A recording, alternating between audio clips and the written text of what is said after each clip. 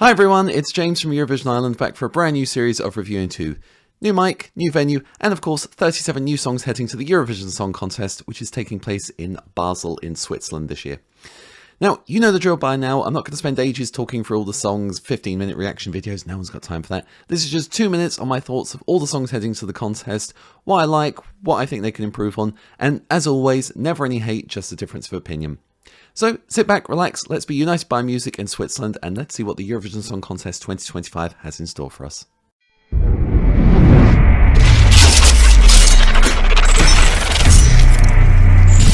Next up, it's Austria, JJ and Wasted Love.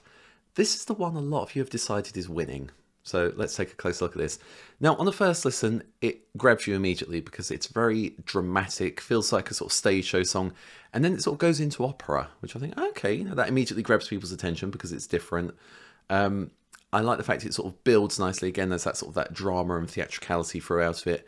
And then we get to that sort of crescendo at the end where the beat drops. I don't know if people still say that, but you know, the music comes through and I'm like, this is really cool. I almost wish that came in sooner because I like it so much. It's a shame it's such a short part of the song.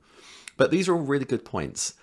One thing that did strike me, and a few other people I've noticed in the Eurovision sphere saying this, JJ, it's got a very similar feel, a very similar aesthetic to Nemo.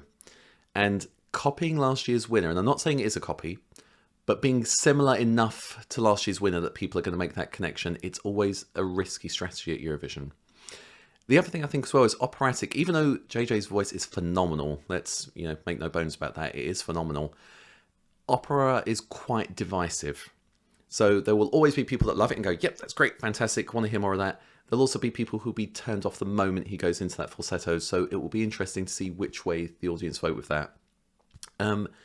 That being said, qualifying for final, don't think should be a problem.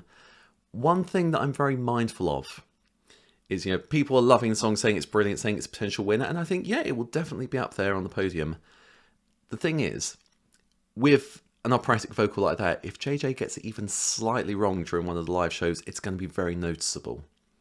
And we all know horror stories at Eurovision where, someone's gone to hit that note, that big crescendo, and they don't quite reach it. It's very noticeable, and, juries will mark them down for it.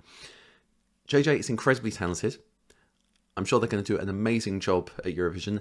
Winning, I'm still not 100% convinced this is a winner, but I think it will definitely be up there. And yeah, I think it shows that for a while Austria sort of maybe didn't know what they were doing at Eurovision, but I think we can safely say Austria are a force to be reckoned with now.